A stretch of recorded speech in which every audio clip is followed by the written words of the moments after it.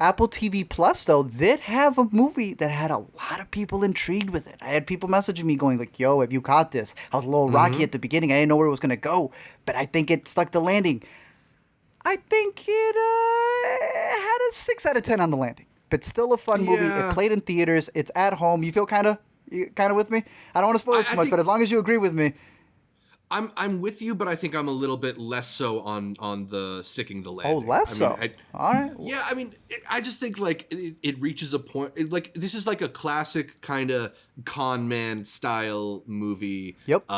It's taking like your usual suspects or your I don't know, your confidence or your duplicities, and then applying the sort of like Succession style high class New York gloss over it. So it's like con men in the world of high society. So it's like pretty to look at, and they've got a pretty solid cast. I do think it's kind of funny how much the movie's marketing is bait and switching you with Yes. thinking this is kind of like a Julianne Moore movie when she doesn't show up until maybe 45 minutes in.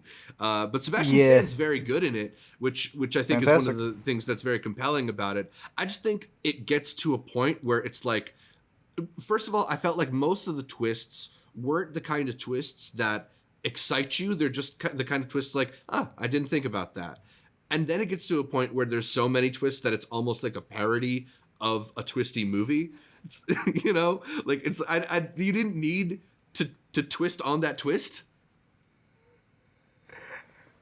I agree with you, but there was something funny about like just them committing to that. There's a bit where Yeah, Julianne Moore just freaks out, and I'm like, I can't tell if it's entering a camp era yeah, because Sebastian Stan had those moments early on, and I agree with you. There's this poster had me intrigued to go into it. I too saw Sebastian Stan, and I was like, all right, let's go.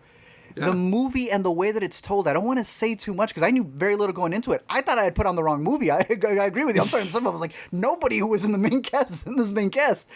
And the way that it's told, I think, is very effective. So I want to keep it plain and simple yeah. for people to go into it. I was never bored with the movie, but I was Same. wondering how like it felt like it was getting very conflated with what the characters' motivations and what they wanted to achieve, and then what ended up happening and what they should know about each other. But I still think it's worth the thrill ride. I probably wouldn't have gone to theaters to go see it, but I think if you're Hmm. catching it at home, it's a pretty decent thriller to watch. Yeah, Just a little too long, in my opinion, at 115. I think it should have been a little bit more definitely. brisker, and I would have been more lenient on it.